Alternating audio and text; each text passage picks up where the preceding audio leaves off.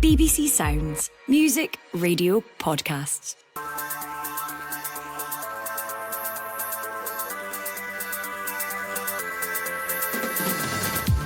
Hello, I'm Jack Herrow and this is the Scottish Football Podcast. All the news, views and analysis you need on Thursday the 29th of May. I caught up with former Kilmarnock defender Manuel Pascali, who's now an Italian TV commentator for Serie A games, to get an in-depth lowdown on how the Scottish players fared in Italy this season. The Scottish Football Podcast from BBC Sports Scotland. So, were you commentating on Friday night as Scotland's own Scott McTominay and Billy Gilmour won the league with Napoli? So many Scotland fans were tuned in and cheering them on. Obviously, it was a great watch and very well celebrated back here. I was live commentating the Napoli-Cagliari game. Great atmosphere, terrific atmosphere, the Diego Armando Maradona. And it was a brilliant game from the very start. You could see clearly that Napoli had a mission. Get the 3 points without even knowing what was going on at Como, where Inter was playing the Como team. Can you tell us about McTominay and Gilmour's season in general? You know, what was made of the signings initially? And were they expected to have, you know, quite a telling an impact under Conte, who would have known them from his time spent in English football as well? Look, there is a small story about McTominay, about his signing in Napoli, because at the start of the season in August, Napoli was going to sign Brescianini, a former Frosinone player that after a couple of days signed for Atalanta. But some stories says that Brescianini was already in Napoli, went under the medical staff and was ready to sign. But then he changed his mind and went to Atalanta. So Conte said, okay, let's forget about Brescianini. I've got the player we have to sign to be competitive. So they went to their MVP at the end of the season, Scott McTominay, who had a fantastic impact, a wonderful season. Conte knew him obviously from his Chelsea spell, and he was incredible, terrific display, goals, assists, presence, leadership. It was incredible. And all credit to Gilmour as well, because he was not used to. He didn't start a lot of games because Lobotka was playing that position, but when he's been called in action, he was incredible as well. He's such a composer player, tidy on the ball, and suits perfectly the way that Napoli was playing. But McTominay has been incredible, seriously. Nobody. I knew him because obviously I used to follow Premier League, so I knew he was going to be a hit. But in this way, I don't think anybody in Italy would have thought about that. And McTominay was the difference in terms of presence, leadership. You could see even in the last game of the season against Cagliari, there were a couple of bust up in between the team. Even Cagliari didn't have nothing to play for, but I remember McTominay spotting him going to Rahmani, who was nervous, and said to him, hey, stay calm. We are 1-0 up. Don't do any silly, and we're going to win the league. And even before, when they drew against Parma, Inter had the chance to go in front of them, but they got the 2-each result against Lazio. Even there, McTominay, with their fan, saying, calm, we're going to do it. He was right. Before we round up the other Scots in the league this season, there's obviously been an influx of Scottish players recently to the league. Decades ago, it was Joe Jordan and Dennis Law and the likes of them being embraced so warmly by the Italian fans. Why do you think Scottish players have always done so well in Serie A? What is it about the Italian top flight that suits them, and why do the fans embrace them so affectionately? I'm really happy about that. I'm so glad to see Scottish player coming here in Italy having such a great impact, because when I used to play in Scotland, people here know that they had maybe they were thinking the Italian league were the better in the world, because we still think about the 90s.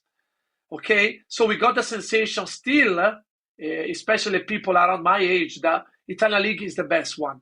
So maybe we were thinking about, thinking that Scottish players were exceptional. But there is quality. And the things that is becoming usual now from especially Italian market is that they are very interested in North European market, because a lot of Italian team, they don't have the economic power that probably a Spanish team, Paris Saint-Germain, Premier League team has got. So they have to go in places where they know they can find good player, but not on big money. So, for example, I'm talking about Ramadani, for example, who was playing for Aberdeen, or we're going to talk later about Josh Doig, Aaron Hickey, these kind of players that come from Scotland, and they are doing it. They did such a great job here in Italy. And I was talking a couple of weeks ago with an agent. They actually asked me about a couple of Scottish players. They played this season in Scottish Premier League, and we were talking about quality of the players. Yes, first, but the things that he really was impressed by was their work rate, their attitude, their commitment. He said, "Look, talking about Ramadani, because this agent works for Lecce. They were talking about other players. They signed. They were impressed by the loyalty the Scottish players show. Like, because sometimes he mentioned that you got to talk with the player, you come in agreement. Maybe you don't have anything. Then there is another agent coming, or another club is coming, and the players change their idea." And he said, "Look, Scottish people doesn't do that. Scottish players, if they say yes, it's yes. And they really appreciate that. It's honesty." Then he was talking about in between Italian players and foreign players. Italian players look like at the moment, especially the young generation is coming up, and they've got too much, got everything. They've got brilliant sportive centers, they've got everything, and they ask for everything. There are foreign players that come into Italy, they're thinking about training and stop, playing and stop. If they don't have physio, if they don't have staff, they don't complain. They are a soldier with a mission. This is what Scottish people is about. I always say to people when we talk about my Scottish spell, so you can trust them, you can rely on them. They are very, very reliable. If they train, for example, Italian players don't play 10 games, they give up. They want to change. They want to swap team. They want to go other teams. Watch Billy Gilmour, for example. Playing not many games, 10 probably, but every time he's been called, it was magnificent. The quality has never dropped, even when he was playing instead of Lobotka. And that made a huge difference. Raspadori is another example, an Italian example. We did who spent a lot of first part of the season on the sideline, but then he was crucial, clinched a couple of important goals for Napoli. So I think the main thing is that they realize there is quality in Scotland. If you want to have good players, you maybe can pay 5 million, no more, and then you can sell them again for, double their price or something. That's why Italian market is very, very attracted at the moment from the Highlands. You're talking about young Scottish players there, and someone like Lennon Miller, for example, he's been linked with a move away from Motherwell this summer, with Italy reportedly one of the possible destinations for him. He would then follow a similar path of some young players recently, as we've been speaking about. Why do you think Italian football is an attractive proposition for young Scottish players who are trying to take that next step in their career? Yes, I know Lennon Miller very well because I played with his dad.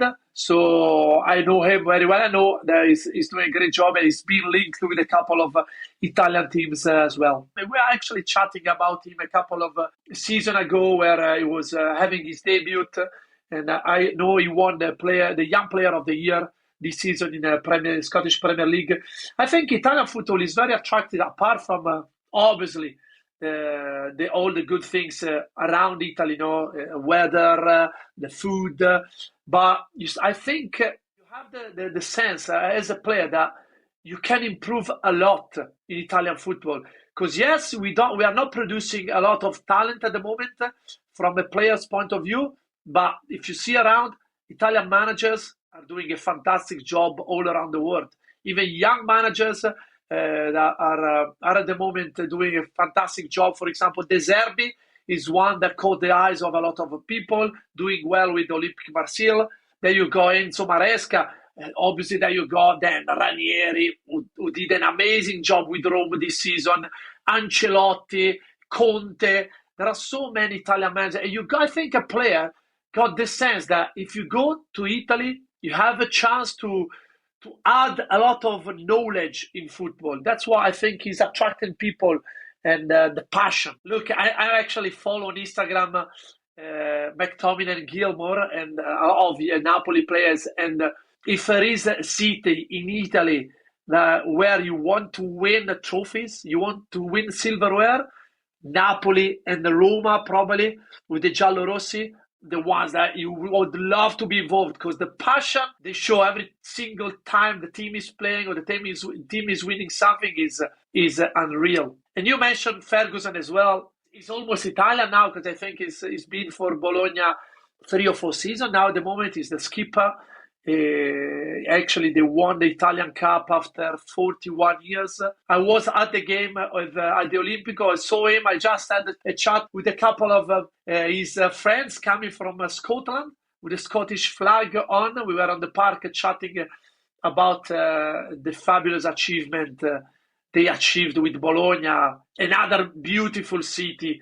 Not as passionate as Napoli, but at the moment you have a feeling that place you want to go and play under Italiano, another incredible manager that career started from the lower leagues, and you won the Lega Pro, you won the Serie B, he took Fiorentina in a European final in a row, and then now he won with Bologna. So big moves, big rumours are going around him as well. Next, let's take a look at Che Adams at Torino, a mid-table finish for them this season. He usually kind of splits opinion of Scotland fans about how he should be used by Steve Clarke. So how did he fare for them playing up top as their striker? They started very well. Torino started very well this campaign under the new manager Vanoli, who I think is another manager that got ideas, wants to play football, worked with Conte a lot, so he knows how to prepare games, he knows to prepare details. I think he did a nice job, Che Adams. I think he scored 8-9 goals probably. The only fact I think is the main difference has been Zapata injury, because they lost Zapata after a couple of months.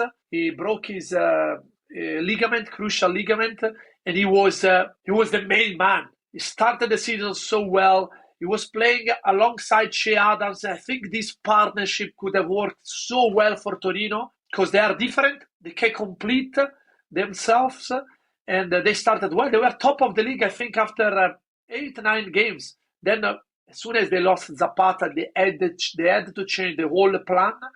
So they struggled a bit, but I think Che Adams did well. He's a kind of striker you want to have in your team, because he's a busy striker. He runs a lot, he's quick, he's powerful. The main thing, in my opinion, he needs to play alongside another striker.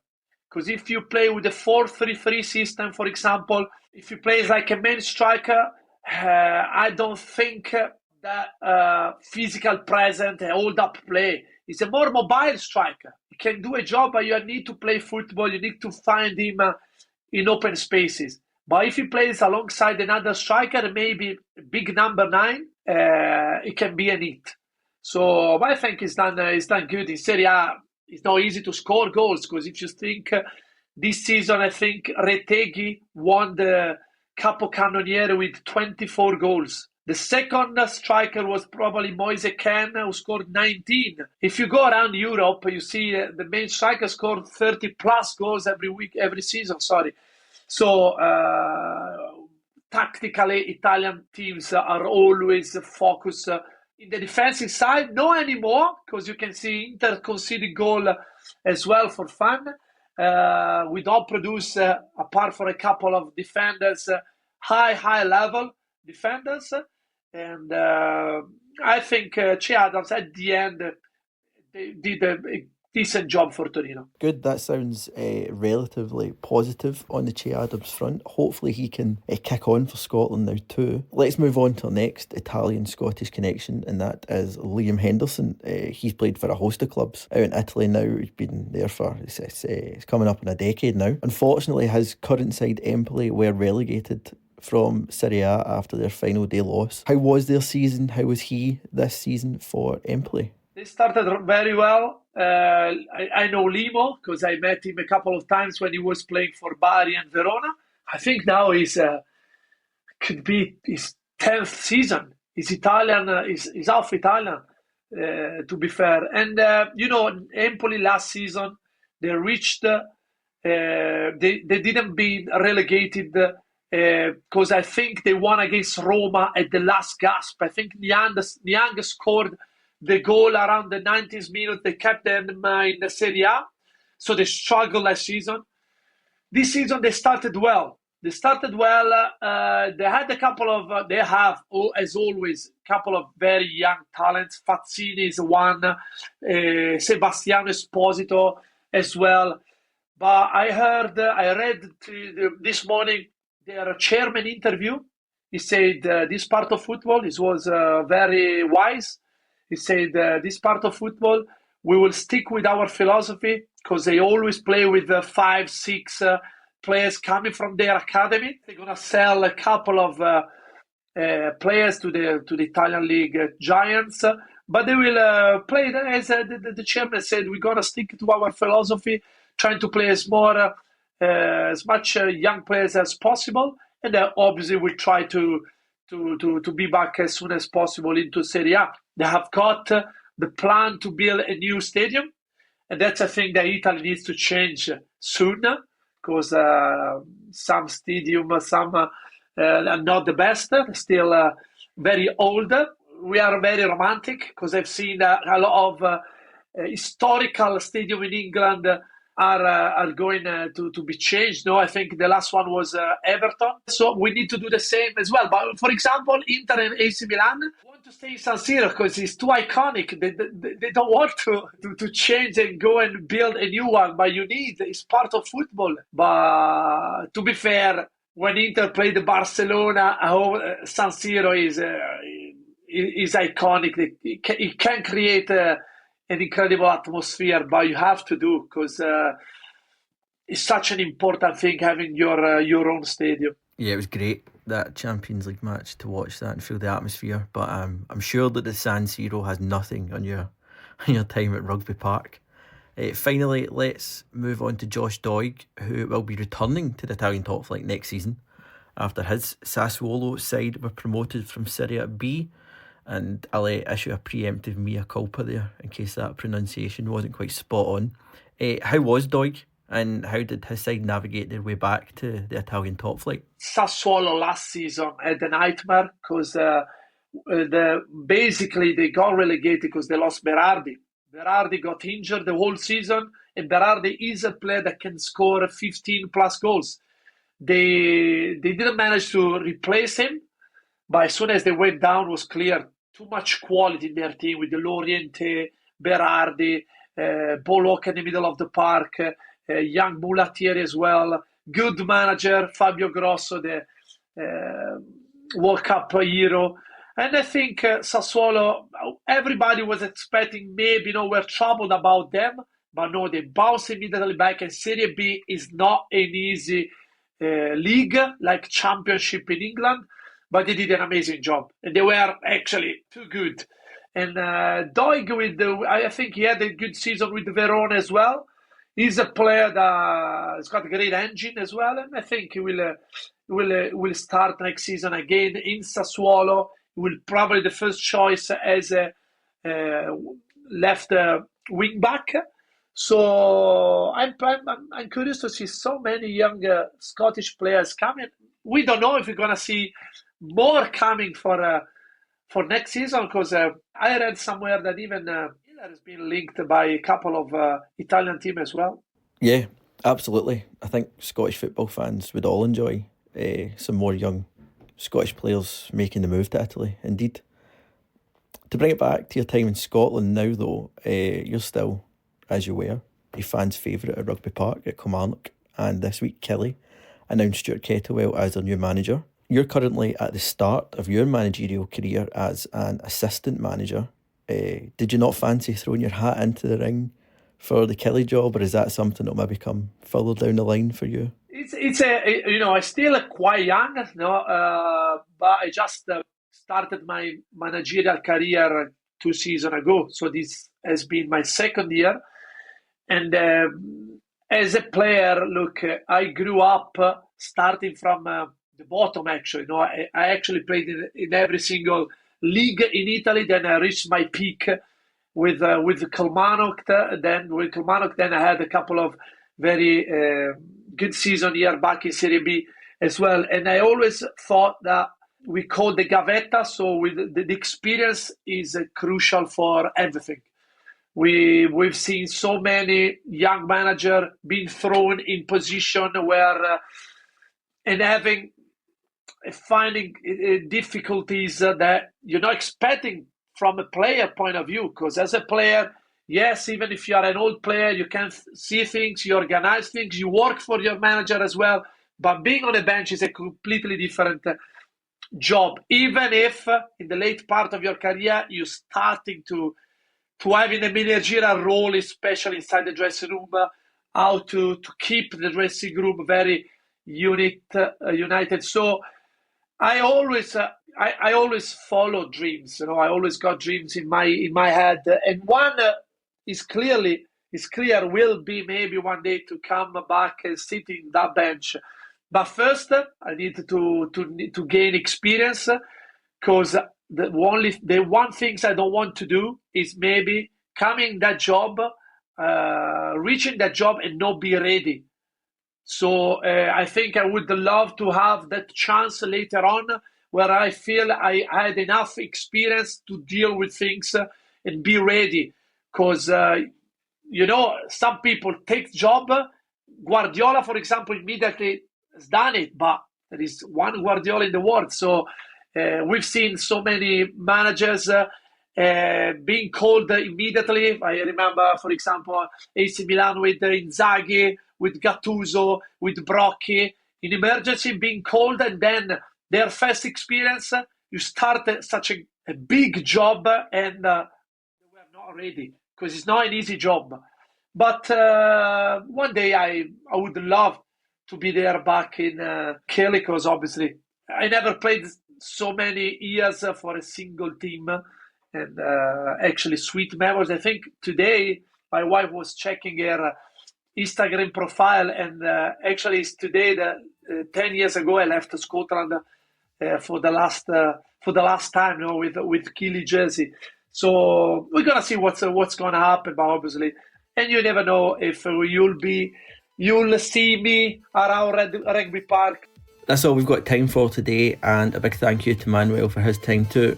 Remember, we're here with new episodes of the Scottish Football Podcast bright and early every day, so to make sure you don't miss out, subscribe on BBC Sounds and have push notifications turned on your phone.